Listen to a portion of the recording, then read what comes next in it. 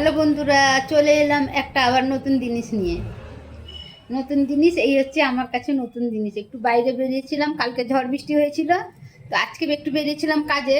দেখি গাছের ডালটা ভেঙে গেছে। তো গাছের ডাল ভাঙার সঙ্গে সঙ্গে দেখি মানে ভেঙে ঝুলে আছে।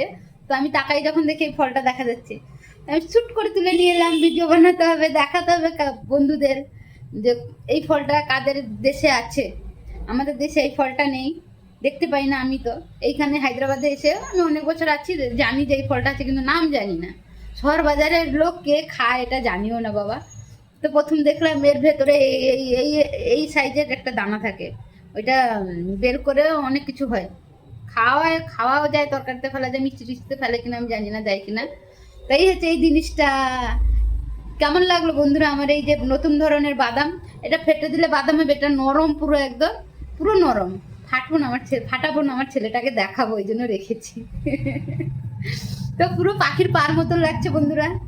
তো আমার এই কাজ তো না গো, কোথা থেকে কি একটু জোগাড় করে দেখাবো, বন্ধুদের বোঝাবো, শোনাবো তোমাদের ওইখানে কি আমাদের এইখানে কি, এইটাই তো আমাদের কাজ, তাই না?